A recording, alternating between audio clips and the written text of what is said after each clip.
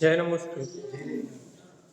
तुम नंदयानंद मम शेरनिनंद सहा परम तत् पद विंद पव नमियो सिद्ध शुभा गुरुवे श्री गुपति गुपति ज्ञान सहिकार तारण तरण सम मुनि गुरु संसार निवा धम्म च्युतौ जिनवरे हर खटियर कह जो है विनाश भविष्यो ममल ज्ञान पर देखो गुरु को धर्म को साची को बारंबार नमस्कार।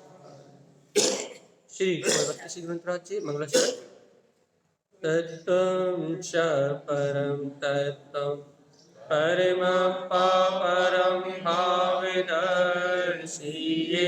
परं जिनं परमेष्ठि नमाम्यहं परं देवदेवस्य।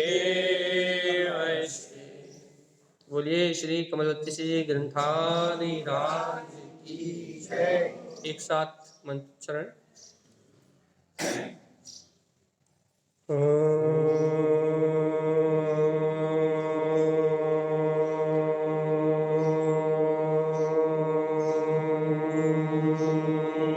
नमः सिद्ध नमो नमः।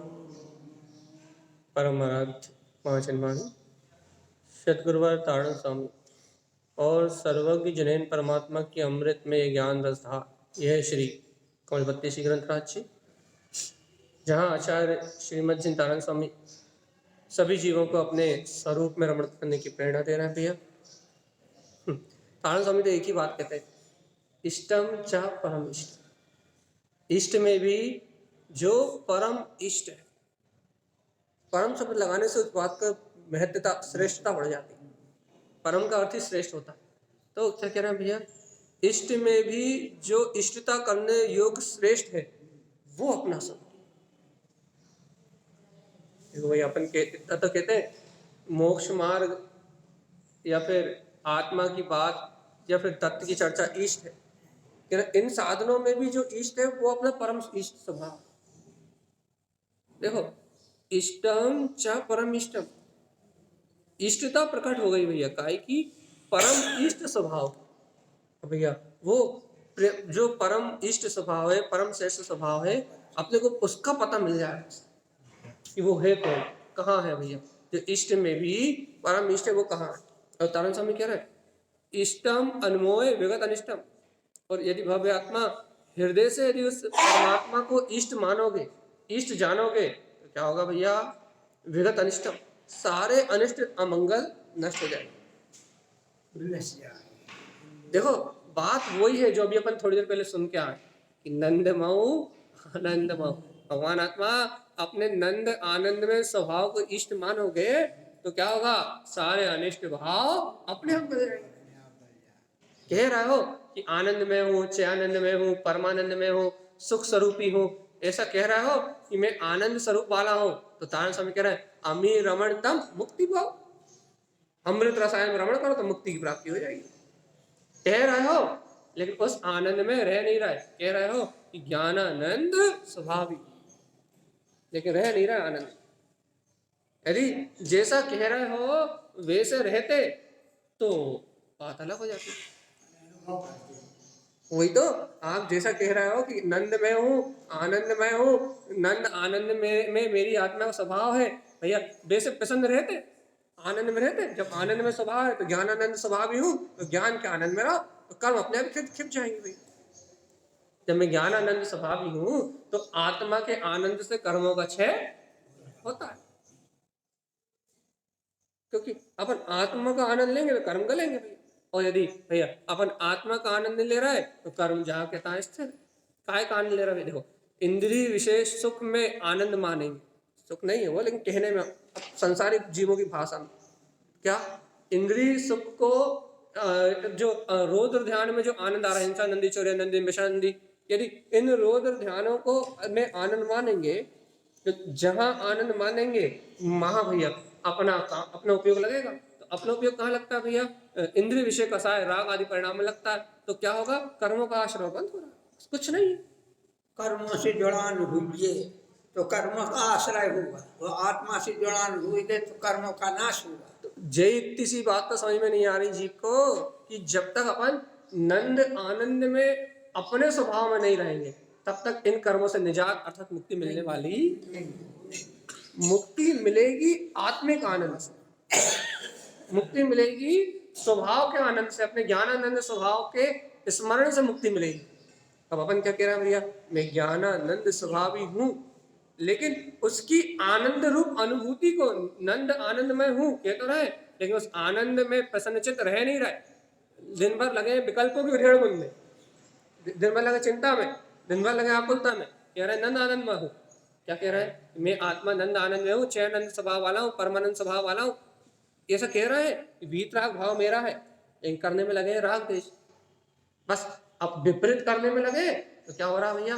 कर्मों का आश्रय हो रहा, बंद हो रहा है। बस देखो, देखो कितनी सरल सी बात है। इष्टम अनमोह, बस इतनी सी बात। यदि इष्ट की अनुमोदना करोगे तो विगत अनिष्टम, अनिष्ट बिलाए बिना नहीं रहेगा। कितना स्पष्ट दृष्टिकोण है, ऐसे साफ नजर, साफ नजर, पवित्र नजर। ये कितनी पवित्र नजरें हैं, कितना साफ दृष्टिकोण है भैया। क्या?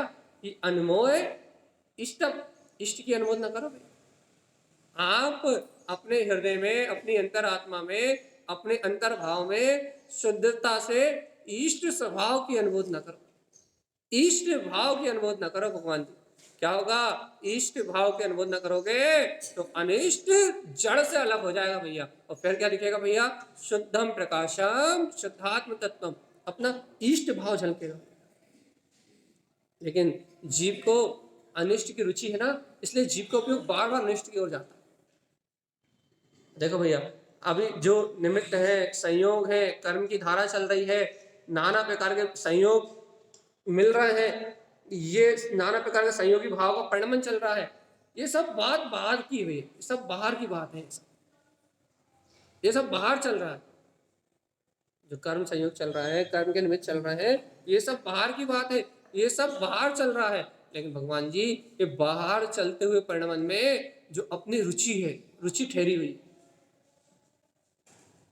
ये बाहर चलने वाले जो परिणमन है, इसमें जो जीव की रुचि ठहरी हुई है, जीव को वो रुचि अपने उसके ज्ञान में झलकती हुई। देखो ऐसे, देखो अपन अभी मान लो तत्व चर्चा कर रहे हैं, और मान लो अपने को गुलाब जामुन खाने की रुचि है ना, तो गुलाब जामुन अपने ज्ञान में यहाँ झूल जाएगा, उसका रस अपनी जिब्बे में झूल जाएगा। यदि अपने कोई सुंदर वस्तु पसंद आ जाए, मान लो आप मार्केट में निकलते निकलते कोई अच्छी चीज देखी थी आपने, वो आपके चित्त को भा गई, क्या भैया वो चीज खरीदनी है, या उस चीज को आप दिन भर अपने स्वप्न में देख रहा कि वो मेरी वस्तु है, वो चीज मुझे लानी है, वो मुझे खरीदनी है। जिस चीज को आप दिन भर अपनी रुचि में संजो रहे हो, तो आप यहाँ बैठो तत्व चर्चा सुनो, लेकिन भगवान जी चर्चा सुनते सुनते आपके उपयोग में वही वस्तु झलक जाएगी, चित्त में वही पुद्गल आकार आकृति झलक जाएगी। क्यों झलकेगी भैया? वो कसाय भाव, वो राग का भाव, वो देश का भाव, वो क्यों झलकेगा भैया? ये कहो ना, जुड़े तो अपन बात की बात है, अभी जुड़े नहीं, अभी तो चित्त में रुचि में ही वो निवास कर रहा है, तो जुड़े ही हुए हैं, हटे ही कहाँ।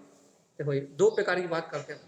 एक वो आत्मदृष्टि ज्ञानी साधक होता है जो जुड़ान तोड़ने का पुरुषार्थ करता है, और एक वो मिथ्या दृष्टि साधक होता है, साधक कहाँ, वो तो बाधक ही। एक वो मिथ्या दृष्टि जीव होता है जो अनादि से जुड़ा ही है, जो वहां से हटने का कोई प्रसाद करते ही नहीं।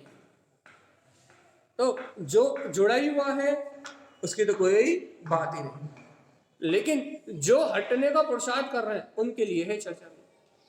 जो उन पर्याय भावों से, उन राग आदि विकारों से, उन कर्म और कसायों से हटने का पुरुषार्थ कर रहे हैं, उनके लिए अपन चर्चा करेंगे। अगर अपने लिए अपन चर्चा करेंगे, तो अपन क्या चर्चा कर रहे हैं भैया?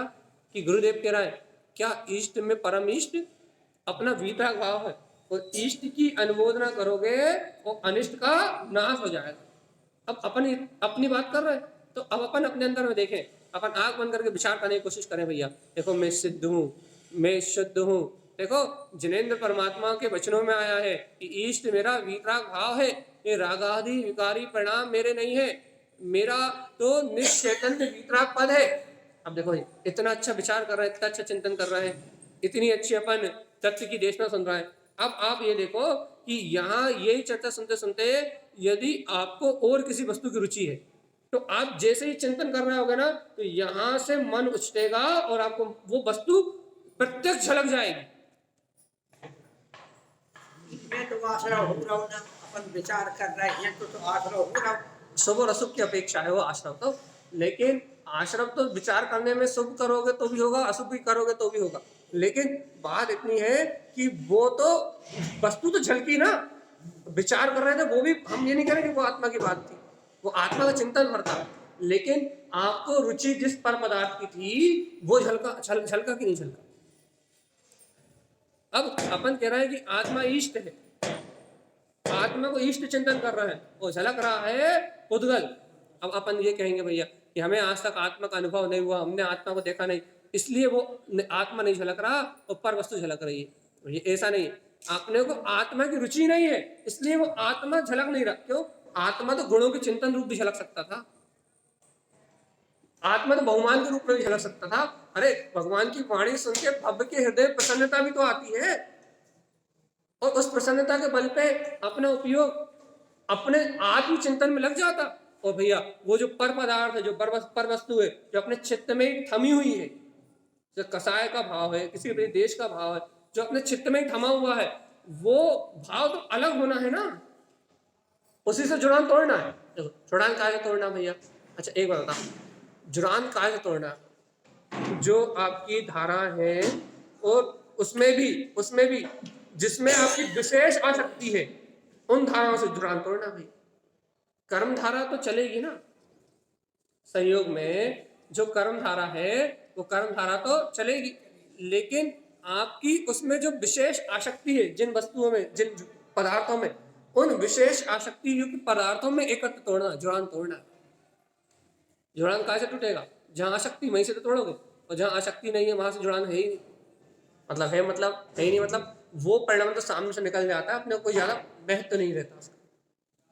लेकिन देखो देखो भाई इसका मतलब ये नहीं है कि जिन पदार्थों की आसक्ति नहीं है, अज्ञानी जीव तो उनसे भी जुड़ा हुआ है, ये समझ लेना कि जिनकी आसक्ति नहीं उनसे हम नहीं जुड़े तो सबसे ही है।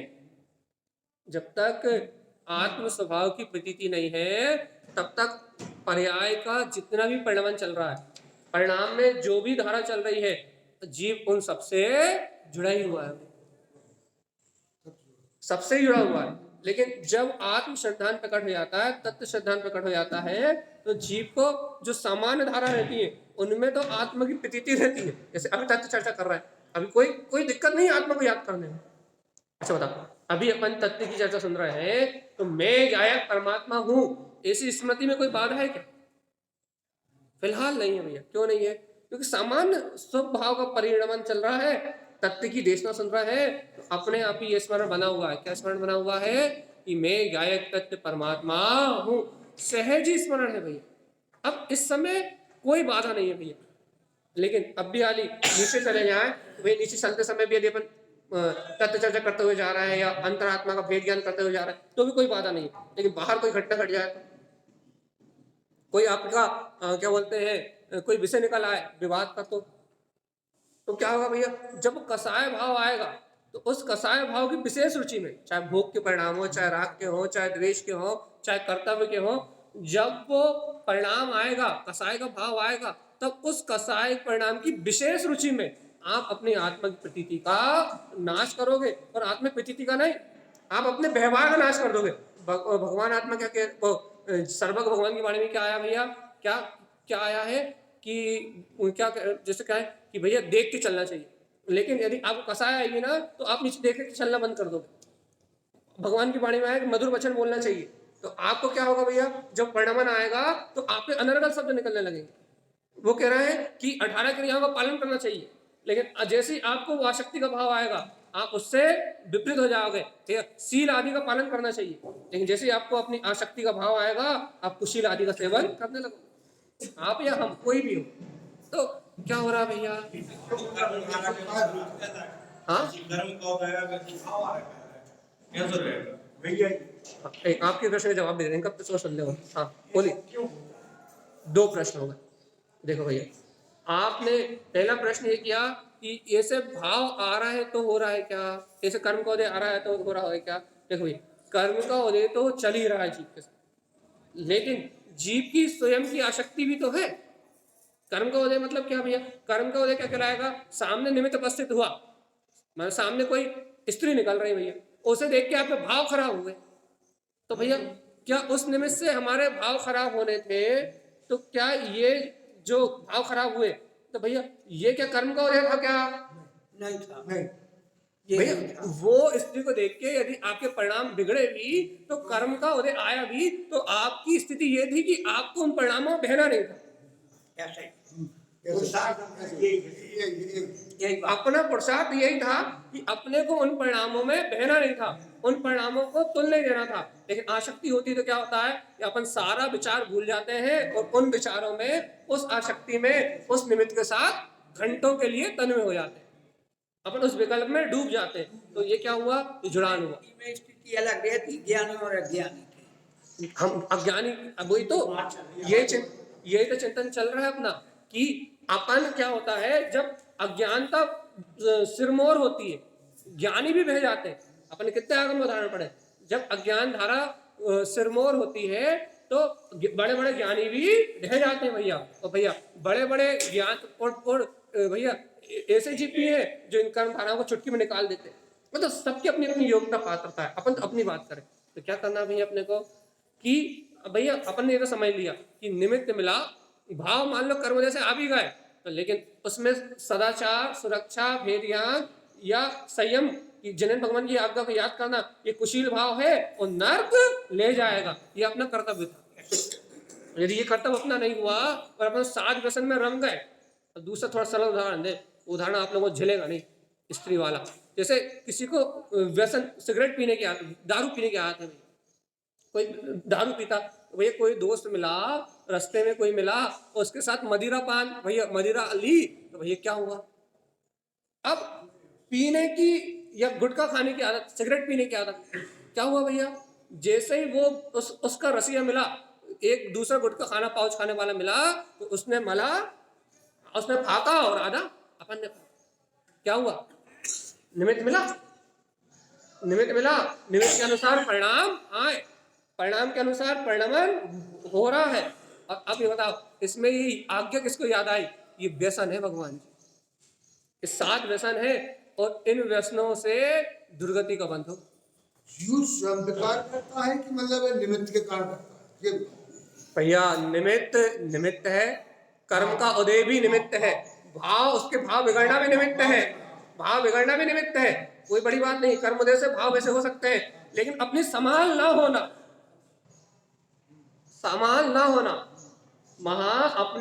अपना मूर्छित हो जाना, अपनी समान ना होना, उस भाव से ना हटना, उस परिणमन से ना हटना, उस निमित्त से ना हटना, उसमें तन्मय हो जाना, ये जीव की गलती है। और जब तक हटे इन निमित्त से, जब तक जुड़े, जब तक उनको कुछ रुचि नहीं हो। बस अब यही बात कह रहा है, यही आपने पूछा था, ऐसा होता क्यों है?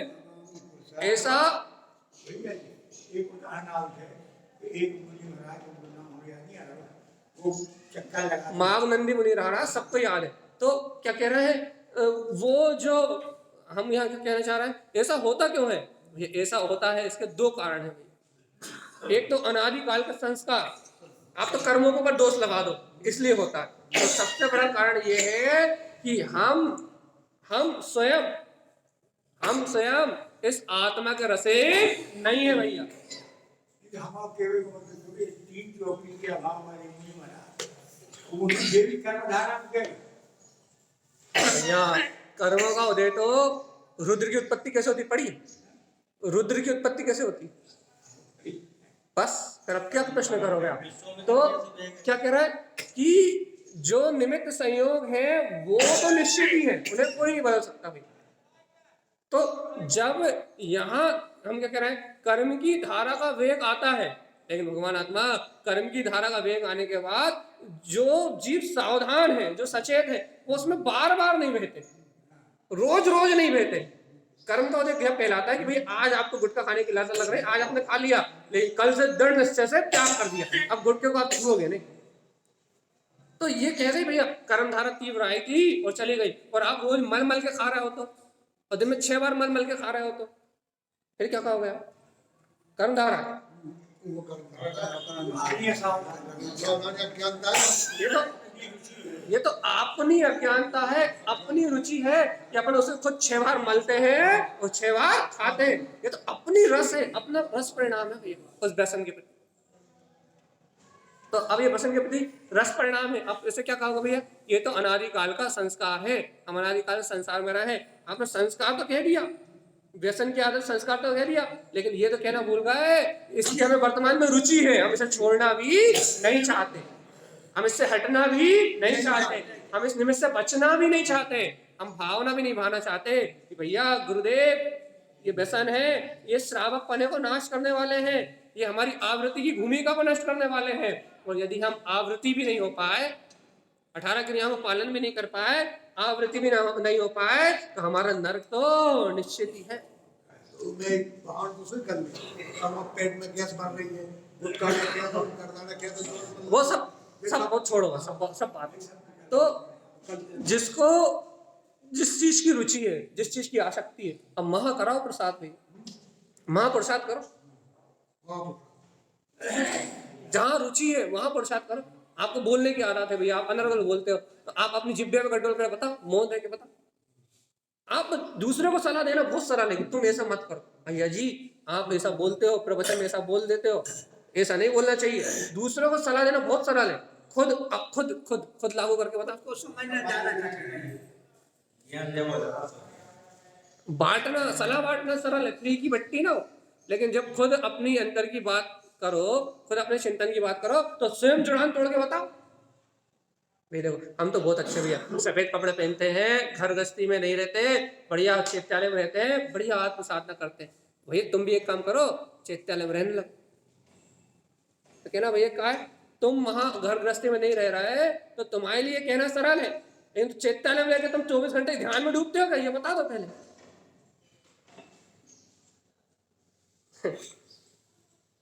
चैत्यालय में रहकर तुम दिन भर रात ध्यान में डूबे रहते हो क्या? नहीं वो तो नहीं डूबे रहते। तो कहना क्या फायदा यहाँ रहने का, क्या लाभ? भाई कोई लाभ नहीं है। हम घर में जब विकल्प करते हैं और तुम मंदिर में बैठ कर विकल्प करते हो, विकल्प में दो नहीं कर रहा है ना भगवान जी, तुम अशुभ कर लेते हो, हम शुभ कर लेते हैं, इसकी भी गारंटी नहीं, विकल्प में सफाई। ये बात भी सही है कि तुम मंदिर में बैठ कर अशुभ विकल्प कर रहे हो, कौन सी नई बात? कोई नई बात नहीं। तो भगवान आत्मा कहना क्या है कि अपने जीवन में जो संस्कार नहीं होते तो अपन उसके लिए दूसरे को सलाह दे देते हैं, भैया तुम काले कपड़े क्यों पहनते हो, हम सफेद पहना करो। तो अपने को काले कपड़े की आसक्ति नहीं है, लेकिन जिसे काले कपड़े की आसक्ति है उससे पूछो। तो यहाँ इतना समझाना चाह रहे हैं भैया, अपने को जिस चीज की आसक्ति नहीं है उसके लिए तो दूसरों को सलाह बांट देते हैं, लेकिन जो एव अपने में है, जो आसक्ति अपने अंदर में है, उस एव को छोड़ के बताओ तो माने कि भैया इष्टम चा परम इष्ट, इष्ट में भी परम इष्ट कौन क्या है? अपना गायक भाव, बिल्कुल शुद्धात्मा, बिल्कुल अनमोय ममलाम ज्ञान से कारम। भैया जब अपन अपने ममल ज्ञान स्वभाव की अनुमोदना करेंगे, अपने ममल ज्ञान स्वभाव का सहकार करेंगे, तो तारण समय कह रहे हैं इष्टम अनमोय विगत अनिष्टम। इष्ट की अनुमोदना करोगे, ज्ञान स्वभाव की अनुमोदना करोगे, तो समस्त अनिष्ट भाव अपने आप बिल्हा जाए। बात तो सम्यक की रुचि की है, बात तो संकल्प की है कि मैं जिनेंद्र भगवान की आज्ञा से बाहर एक कदम भी नहीं रखूंगा, चाहे कुछ भी हो जाए। इतनी गहरी भावना कि जिनेंद्र भगवान की जो आज्ञा है, सर्वज्ञ जिनेंद्र भगवान ने जो हमारी भूमिका कही है, सर्वज्ञ जिनेंद्र भगवान के अनुसार जो हमारा चारित्र कहा है, इस भूमिका का आप जहां बैठे वहां का, हम साधु की बात नहीं कर रहे, जिनेंद्र भगवान के अनुसार जो हमारा चारित्र कहा है, उस मर्यादा से एक कदम बाहर नहीं रखेंगे भैया। प्राण चले जाए, ये भगवान की आज्ञा का जीवन ना जाए। ये मनुष्य भाव भगवान की आज्ञा से जीने के लिए मिला भाई। मन वचन काया के व्यवहार में भी भगवान की आज्ञा लागू हो जाए तो भगवान जी अपने आप ही जीवन आनंद में और अमृत में हो जाए। अमी रमण तब मुक्ति पाओ। यदि जिनेन्द्र भगवान की आज्ञा को पालन करें, उस अमृत रसायन में रमणता का भाव करें तो मुक्ति पाओ भैया, मोक्ष मार्ग अपने आप मिलेगा, भाव अपने आप विशुद्ध होंगे, जीवन में अज्ञान का अंधेरा छटेगा और ज्ञान का सूर्य अपने आप खिलेगा भैया। लेकिन कब? जब जिनेन्द्र भगवान की आज्ञा अनुसार जीवन जीने की भावना हो भैया।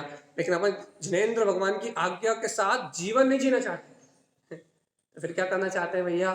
जिनेन्द्र भगवान की बात तो सुनना चाहते हैं लेकिन उसे हर पल अपने जीवन में जीना नहीं चाहते, उतारना नहीं चाहते और आचरण में नहीं लाना चाहते। ये बात तो अलग है, ये भावना में नहीं होती। पता अच्छा दिन में आप इतना बता दो, दिन में ये भावना कितने बार आते हो? जिन भगवान की आज्ञा में रहूं, जिनेन्द्र भगवान की आज्ञा अनुसार चलूं। और याद रखो, मायाचारी सहित गवाते हो या सच्ची भावना सहित गवाते हो? कह रहे हो जिनेन्द्र भगवान की आज्ञा में रहूं, जिनेन्द्र भगवान की आज्ञा अनुसार चलूं, और कर रहे हो खूटा पाती। समझ गए ना?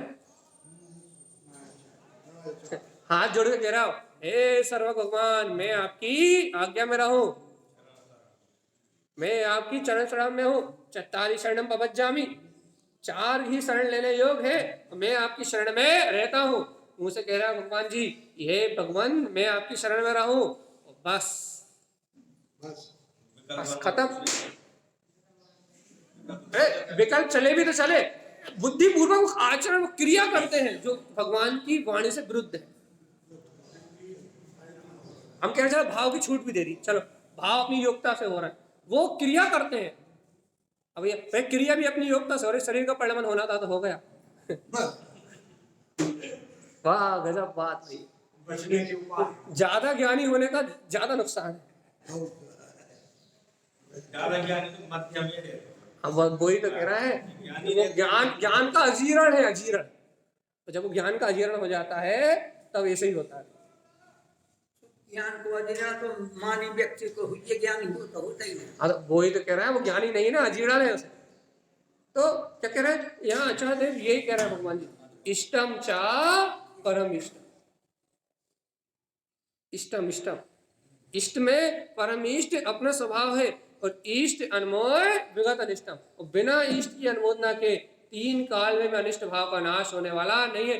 लगा लो तुम सर से लेके एड़ी से लेके चोटी तक की जोर, जितना लगाना जोर उतना लगा लो, लेकिन भगवान आत्मा इष्ट स्वभाव की अनुमोदना के बिना मुक्ति नहीं मिलेगी, वीतरागता प्रकट नहीं होगी, ज्ञायक भाव प्रकट नहीं होगा। भैया देखो भैया हम क्या करें? भगवान जी व्यसनों की रुचि छोड़ो, सबसे पहला उपदेश है 7 व्यसनों की रुचि छोड़ो भैया। जीवन में होना नहीं चाहिए एक भी भैया, यदि हो तो आसक्ति नहीं छोड़ पा, उपयोग वहां से हटेगा नहीं, दिन रात वो वस्तु चित्त में घूमती रहेगी। यदि गुटखा खाने की आदत हो तो गुटखा के बिना रह नहीं सकते भगवान। चित्त में वो रस घूमता रहेगा और वो रस जब तक घूमता रहेगा तब तक आपका ध्यान आत्मचिंतन में, आत्मनन में, अंतर अनुभव में लगने वाला नहीं है। क्यों? क्योंकि चित्त में वो वस्तु का चित्र झूलता रहेगा। चाहे व्यसन की रुचि कह लो, चाहे वासना कह लो, चाहे स्त्री कह लो, चाहे और कौन कौन से जितने भी दारू कह लो, चाहे जो कह रहा है हिंसा, शिकार आदि, पूरे 7 व्यसन ले लो, अब नाम नहीं बोल पाएंगे इस समय। तो क्या कह रहे हैं भगवान कि अपनी रुचि, अपनी अंतर की दशा, अपनी आसक्ति के ऊपर अपना पूरा उपयोग खर्च होता है। अपनी आसक्ति के ऊपर, आसक्ति आसक्ति आसक्ति। और देखो भैया अपन मालूम है कहाँ सुधार करते हैं? जहाँ सुधार करने की जरूरत ही नहीं। अब यहाँ बैठे हैं तो कोई सुधार करने की जरूरत ही नहीं है, बड़ी आत्मा की चर्चा सुन रहा है, बढ़िया बस। सुधार करने की जरूरत तो यहाँ से नीचे उतर के है। हाँ यहाँ बैठे हो आप, तत्व की चर्चा सुन रहे हो, तो यहाँ सुधार करने की कोई जरूरत ही नहीं है। यहाँ तो आपको उपयोग भारी भग रहा होगा तो हम 2-4 बार चिल्लाएंगे तो इधर उधर से घूम के आ जाएगा। यहाँ भैया यहाँ तो आपका उपयोग 2-4 बार पलट भी जाएगा, लेकिन भगवान जी यहाँ से नीचे उतरे और सब गायब। महासुधार करने की जरूरत है। जहां आसक्ति है, जहां तीव्र राग है, जहां तीव्र मोह का परिणमन है, जहां तीव्र कसाय की भावना चल रही है, भैया वहां वहां परिणमन बदलना है, वहां रुचि बदलना है अपने को। और यहाँ थोड़ी थोड़ी रुचि जो अपन जगा रहे हैं ना, तत्व चर्चा सुन के, जिनेन भगवान की वाणी सुन के, ये वीतराग भगवंत का उपदेश सुन के, ये रुचि इसलिए जगा रहे हैं क्या भैया, जब वो कर्म की धारा के बीच में रहे तब ये आत्मा की प्रतीति बनी रहे, ये गायक भाव छूटे ना। मैं गायक भाव में आत्मा हूं, ये सुरति छूटे ना, इसलिए तो ये दिन रात का अभ्यास है। और नहीं तो भैया 1.5 घंटा सुबह और 1 घंटा दोपहर में और 1 घंटा रात में, काय के लिए? इसी के लिए रामायण पढ़ने के लिए। दोपहर में काय के रामायण पढ़ी? कल तुम दोपहर में आए ना भैया। चौथी सती से गुरु आनंद स्वामी ने चौथी सती से निश्चय से क्या कहा है? अंतर आत्मा की। तो वो रामायण किस लिए? इसलिए एक था राम, एक था लक्ष्मण और एक था रावण। राम ने रावण को मारा और वो मिथ्या, मारा लक्ष्मण ने, कहानी भी झूठी और उपयोग उसमें ही लगा हुआ। कहानी भी झूठी और झूठी कहानी में उपयोग लगा हुआ है। सत्य को स्वीकार करके सत्य का चिंतन करने का कोई महत्व ही नहीं है भैया, कोई रुचि नहीं है। कौन सी वाली रामायण देखना है, टीवी में जो चलती है उस रामायण उस महाभारत मन लगता है। और भैया जो पद्म पुराण आदि में रामायण और महाभारत लिखी उसे पढ़ने में मन ही नहीं लगता क्यों भाई? अच्छा मतलब टीवी की महाभारत और रामायण में मन लगता है, पद्म पुराण उठा के बैठने मन नहीं लगता, क्यों?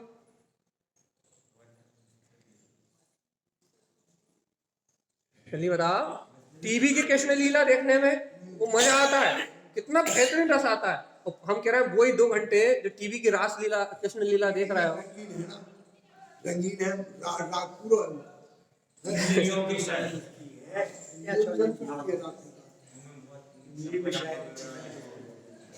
आप तो हमें ये बता, वो महाभारत टीवी में अच्छी लगती है, शास्त्रों में नहीं, क्यों? कारण चाहिए हमें। रुचि नहीं है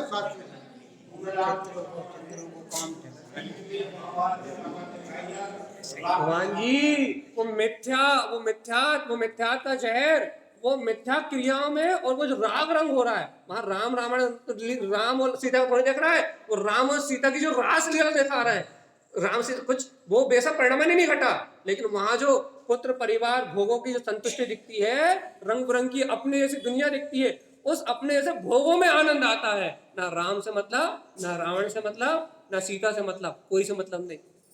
मजा आता है उन भोगों में, क्योंकि जो भोग अपन कर रहे हैं वही भोग नहीं दिखा रहे हैं। और यही कहा भैया, वही रामायण पद्म पुराण खोल के पढ़ो तो यही, हरिवंश पुराण खोलो तो पसीने आ जाते हैं खोलने में, खेलने भैया भाषा समझ में नहीं आती, पसीने आ जाते, पसीने तुरंत पसीना आता भैया जी।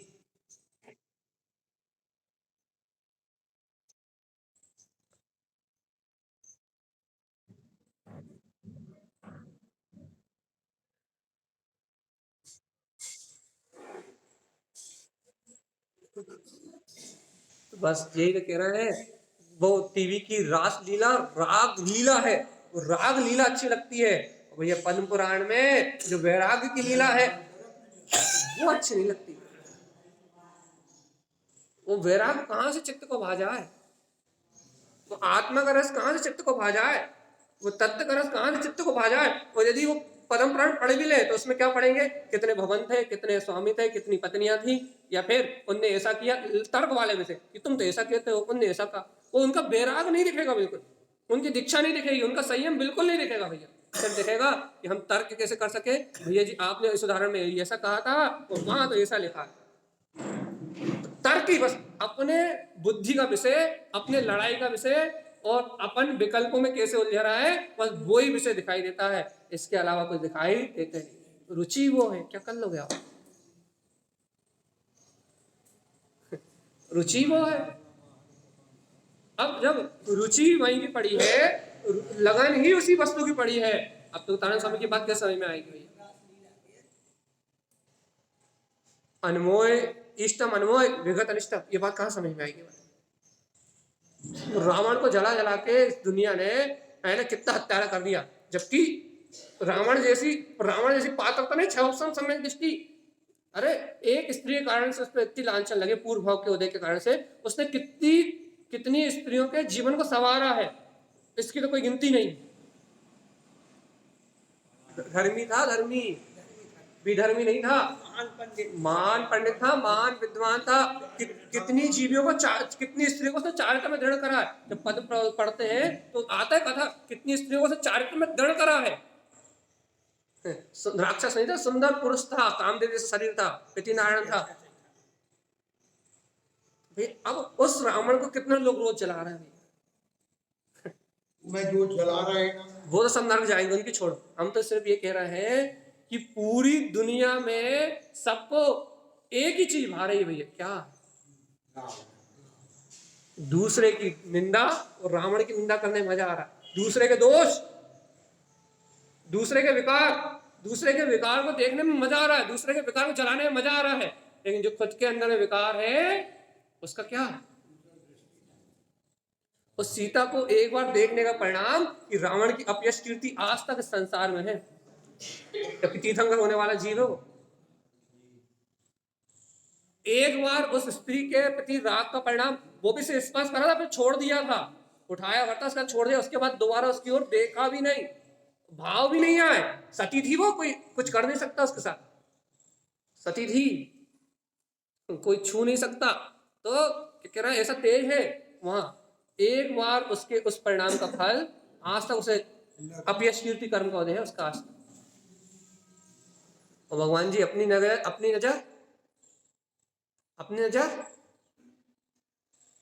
बताओ,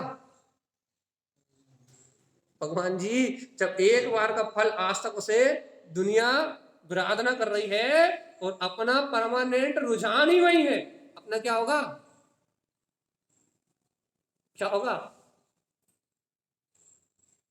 कहां जाएंगे?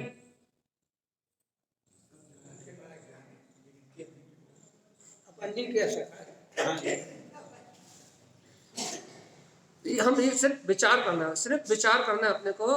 तो विचार तो कर ले, अपने आप को पापी तो मान लो भगवान जी, कह रहे मान तो रहे हो, कितना मान। इष्टम चा परम इष्टम, तारण स्वामी कह रहे पाप छोड़ दो भगवान आत्मा, इष्ट में भी श्रेष्ठ इष्ट अपना स्वभाव है भाई। और गारंटी दे रहे हैं, गारंटी, इष्ट मनमोह। यदि अपने हृदय में अपने से इष्ट पद की अनुमोदना करते हो, अपने से गायक पद की अनुमोदना करते हो, अपने से अतीन्द्रिय आनंद में स्वभाव की अपने हृदय में अनुमोदना करते हो, तो गारंटी दे रहे हैं तारण स्वामी, विगत अनिष्टम, अनिष्ट तुम्हें छू भी नहीं सकता, अज्ञान तुम्हें स्पर्श भी नहीं कर सकता, मोह राग आदि के परिणाम तुम्हें स्पर्श भी नहीं कर सकते, छू भी नहीं सकते भैया, यदि इष्ट की अनुमोदना हृदय में है। तो उपयोग में यदि अपना गायक तारणहार परमात्मा है तो फिर अज्ञान अपने को छू भी नहीं सकता। बार बार कह रहे हैं जी, कहिए।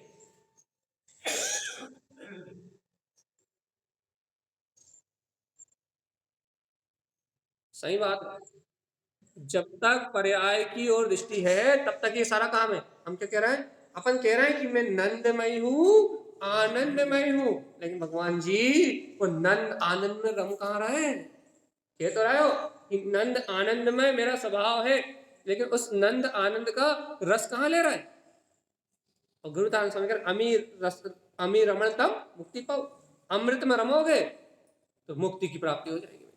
इष्ट मनमोह, इष्ट स्वभाव अपना अमृत रसायन है, इस अमृत रसायन में रमोगे, तत्व चिंतन से, आत्मंथन से ज्ञान सूर्य का प्रकाश करोगे तो मुक्ति पाओ, मोक्ष लक्ष्मी प्राप्त हो जाएगी। ज्ञानानंद अंतर का स्वभाव उपलब्ध हो जाएगा और संसार परिभ्रमण की यात्रा छूट जाएगी। कब? अमीर रमण, अमृत में रमोगे तो, अमृत भाव अपने ज्ञान भाव में रमोगे तो मुक्ति की प्राप्ति होगी। भगवान तारण स्वामी की बात कितनी सच्ची है, देखो क्या कह रहे हैं आगे, पर जाओ विद्या। पर्याय भाव को बुलाने का एक ही उपाय है भैया जी। क्या कहना चाह रहे हैं भैया? हमें घर छोड़ना है, पुत्र छोड़ना है, परिवार छोड़ना है, राग देश मोह के भाव छोड़ना है, पर पर्याय इस संसार पर्याय भाव से निकलना बाहर। तो कहना एक ही उपाय है भाई, दूसरा कोई मार्ग ही नहीं, एक ही मार्ग है। तारण स्वामी कह रहे हैं क्या कह रहे हैं? पर पर्याय विलियम कैसे बुलाएगी?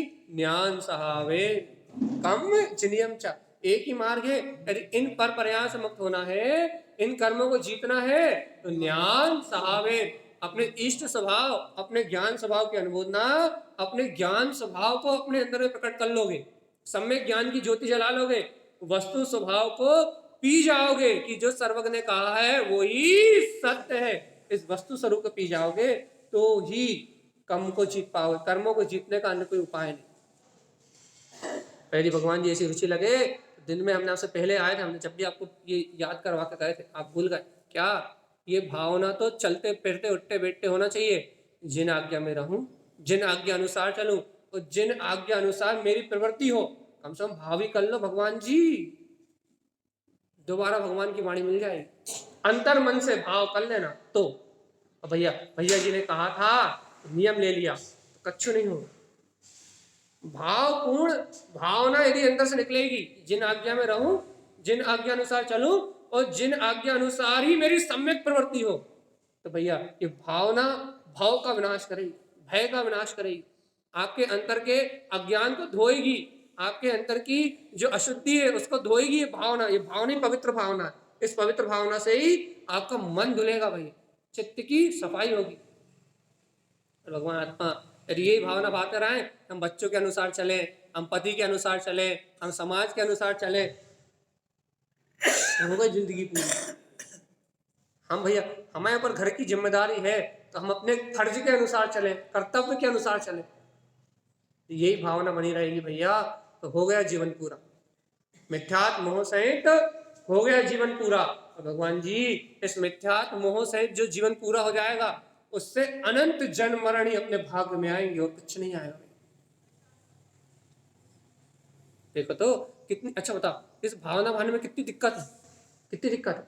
जिन्हें भगवान की आज्ञा में रहूं, जिन भगवान की आज्ञा अनुसार प्रवृत्ति करूं, जिन भगवान की आज्ञा अनुरूप मेरा जीवन हो, ऐसी भावना पाओगे तो व्यसनों को छूते से ही करंट लगेगा।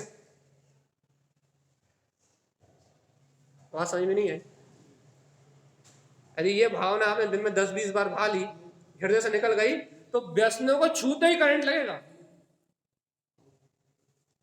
तो करंट लगेगा भैया, इस सर्वज्ञ की वाणी सामने आके खड़ी हो जाएगी, आपकी भावना आपके सामने आके खड़ी हो जाएगी कि आपने भावना भाई है वीतराग धर्म की प्रवृत्ति करने की, आपकी भावना आपके सामने आके खड़ी हो जाएगी और आपको अनर्गल प्रवृत्ति नहीं करने। आपका अंतर मन आपको टोकेगा। अब आत्मा नहीं टोकेगी तो नहीं टोकेगी, लेकिन आपका अंतर मन टोकेगा। मन ही इच्छा करेगा और मन ही टोकेगा, गलत कर रहा है। मन की दो धाराएं हो जाएंगी, वो सही और गलत का निर्णय करने लगेगा, ये सही है और ये गलत है, सही और गलत का भेद जानने लगेगा। मन की दो धारा हो जाएंगी, ज्ञान धारा और कर्म धारा तो आपने सुनी है, लेकिन मन में ही दो धारा हो जाएगी, एक न्याय की और एक अन्याय की, ये सही है और ये गलत, ये धारा हो जाएगी भाई। शुभ अशुभ का भेद, सही गलत का भेद, मन में दो धारा हो जाएंगी भाई। लेकिन कब होंगी भगवान जी? कब कब कब कब कब ये बताओ, कब होगा ये तीसरे? बताओ जल्दी, अच्छे से बोल, कब होगा? जल्दी बोलो।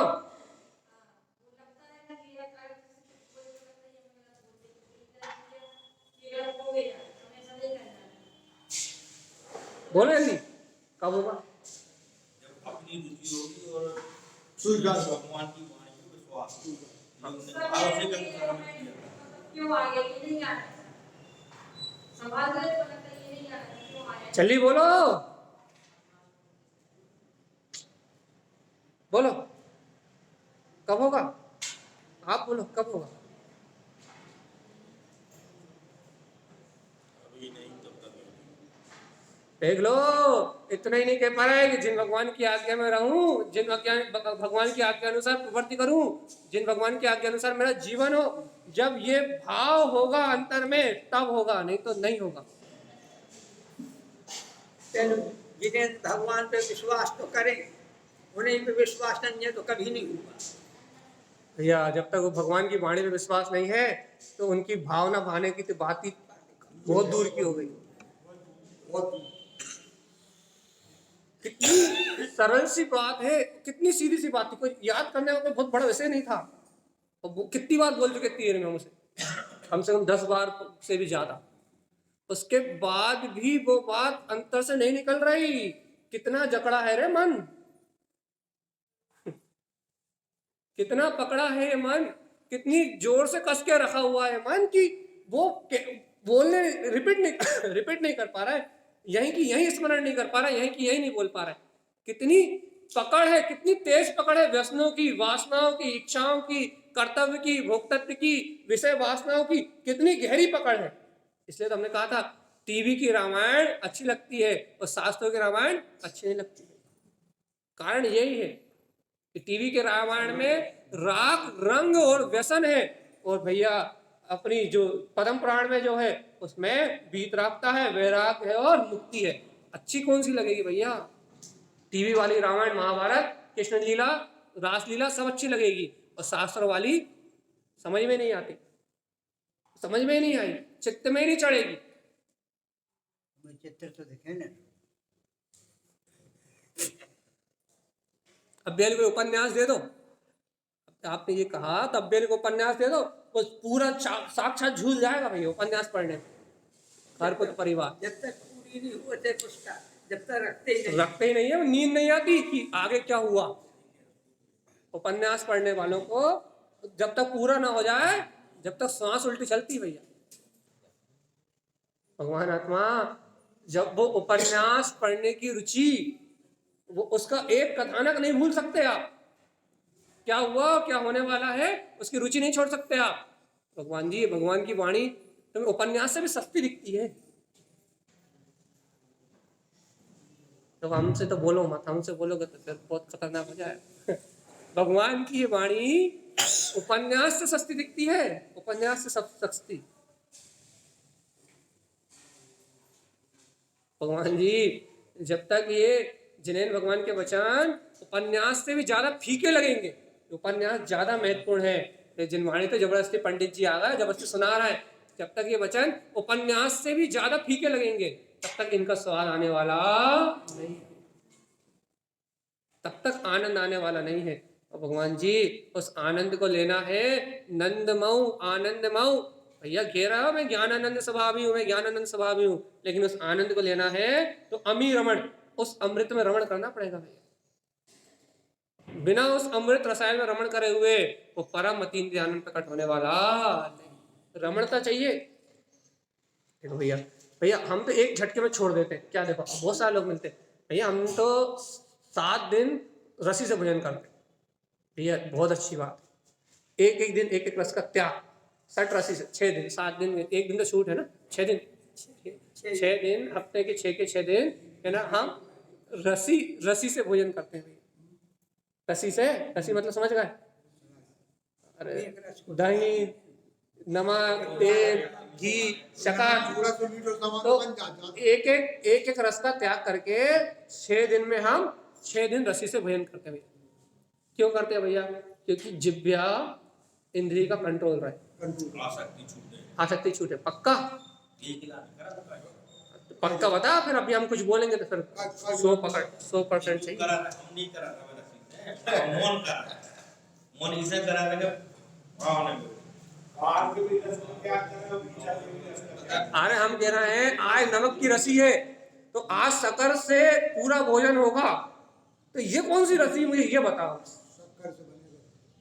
पूरा मीठा ही मीठा भोजन बनेगा, ये कौन सी रसी, पर ये बताओ।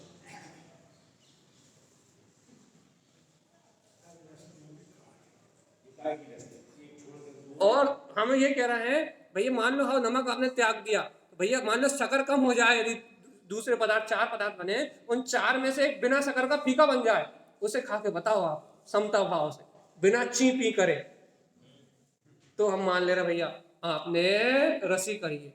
और भैया एक छोड़ा और 5 ज्यादा बढ़ा लिए, और 5 में थोड़ी ऊंच नीच हो गई, मान लो हाँ भाई तूने 5 की व्यवस्था बना दी, थोड़ी बहुत ऊंच नीच हो गई और तुम्हारे परिणाम बिगड़ गए, तो कोई रसी फंसी नहीं, कोई रसी फंसी नहीं।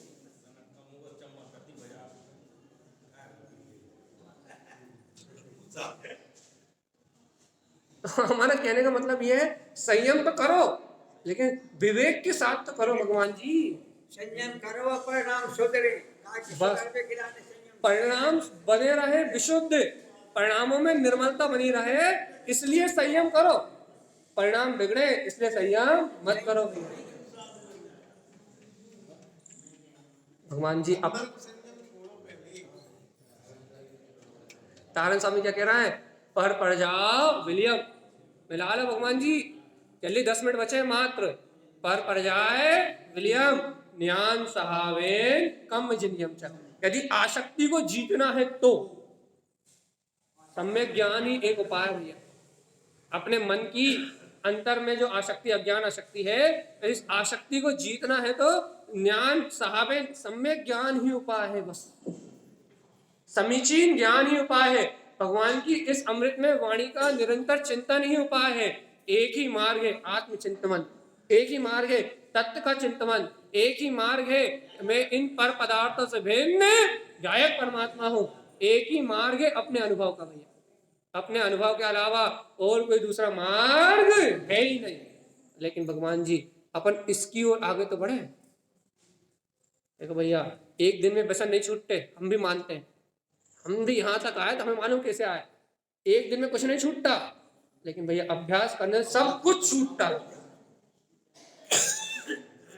एक दिन में कुछ भी नहीं छूटता, लेकिन लगातार अभ्यास करने से सब कुछ छूटता है। क्यों? क्योंकि वास्तव में सत्य का ज्ञान इसी को कहते हैं कि कुछ मेरा था ही नहीं, अपना मानने की तो भूल थी भगवान आत्मा। ज्ञान इसी का नाम है, बस ज्ञान काय का नाम है कि अपनी भूल मिट जाए कि मेरा कुछ था ही नहीं, मैं कुछ कर ही नहीं रहा था, सिर्फ अपना मानने की भूल थी। और ये अज्ञान की अपना मानने की भूल मिट्टी जाती है, अपनत्व भाव की भूल मिट्टी जाती है। ऐसे जैसे जैसे भूल मिट्टी जाती है वैसे वैसे सब अपने आप ही छूटता जाता है भैया। अपनत्व की भूल मिटी और सब कुछ खत्म। ममत्व भाव छोड़ने का नाम, आचार्यों ने ममत्व भाव छोड़ने का नाम गृह त्याग कहा। घर छोड़ने का नाम गृह त्याग नहीं कहा, वो तो व्यवहार होता है ज्ञानी का।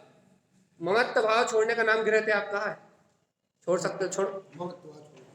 ममत्व भाव छोड़ गया मतलब घर में रहते हुए भी त्यागी, गृह त्यागी कहते हैं। घर में ही रह के छोड़ दे में कहीं भी रहते छोड़ दो, ममत्व भाव छूटना चाहिए। ये तो मुनि नरक जाना है, और बाहर भेद कर लिया, अंतरंग का परिक्रिया छूटा नहीं, अंतरंग में संयम आया नहीं, इसलिए तो शास्त्रों में लिखा है कि उनको नरक जाना है। ये चीजें कहीं ना कहीं अब खाली भी मंदिर भगवान का छुकर है, क्या है? बाद में कहेंगे। दूसरा नहीं मुनि, आप करने नहीं अब ऐसा कहो, इस बात को कहने का तरीका है।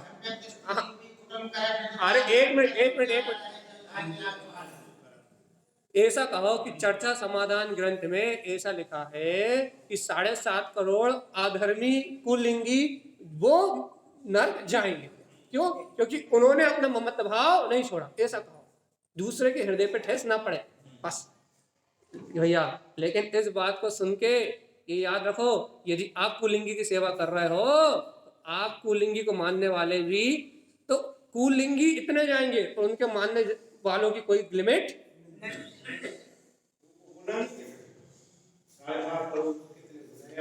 नहीं, कछु नहीं है। मतलब जो सेवा कर रहे हैं उनको तो पूरा पता ही नहीं, उसके बाद उनको तो इसलिए तो वो अज्ञान के अंधकार में आगम नहीं पड़ रहा है। यही तो आगम और आप्त की श्रद्धा नहीं है। जब जैन धर्म के मानने वाले, जैन धर्म की राह पर चलने वाले सब नरक गति को जाएंगे, अन्य धर्म वालों का क्या होगा? एक मिनट जैन धर्म जैन धर्म में तो चलते हैं ही स्वर्ग नरक। एक मिनट और जैन नहीं करते ही नहीं है। हम 1 मिनट में आपकी बात का समाधान कर रहे हैं। जैन धर्म हो या कोई भी धर्म हो, पहली बात, एक बात ये आप बात सुनो अच्छे से ध्यान से।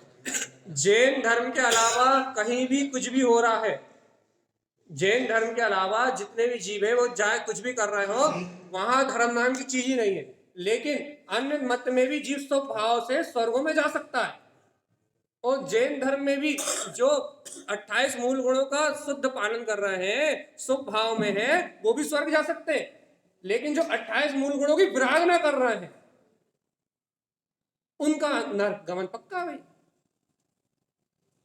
कोई ऐसा थोड़ी ना है कि स्वर्ग पे जैनों का अधिकार है, स्वर्ग मोक्ष पे जैनों का अधिकार है। बस हमारा ये है, नरक में सीड इफेक्ट से भी आपसे मेरी चर्चा हुई थी। और जब जैन धर्म को मानने वाले जो उस चीज पर चल रहे हैं वो नरक में जाएंगे तो दूसरे लोग तो 100% जाएंगे, तो नरक में दूसरी जगह ऐसा नहीं है, आप अभी यही गलत कह रहे हो ना, आप यही गलत कह रहे हो। पहली बात, एक मिनट, इस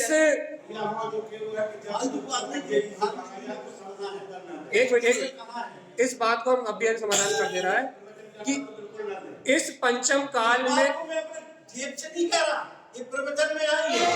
जैन धर्म मानने वाले भी नरक जाएंगे तो फिर कहाँ दूसरे लोग कहाँ अरे जाएंगे? इस पंचम काल में शांत यूट्यूब में आया है। इस पंचम काल में जितने भी पंचम काल में जीवों का जन्म हुआ, यहाँ अपन ने आगम में पढ़ा हुआ है कि यहाँ जिन जीवों का जन्म हुआ उनकी अगली गति अधिकतर जीवों की तिर्यांश नरक ही है। क्या कर लोगे आप? नहीं, जब ज्यादा हो 2000 साल के लाने ने उससे निकला थे जी में 1260 और 740, 1260 तो स्वर्ग के हैं और 740 नरक के हैं, तो काय नरक चल रहा है। और दूसरी बात, वो चौथे काल की और भोग भूमि की व्यवस्था है। भोग भूमि और चौथे काल से जो भी जीव निकलते हैं उनके जीवन में संयम सदाचार, भोग भूमि वालों को रखते सही नहीं तो वो तो नियम से स्वर्गों में ही जन्म लेते हैं।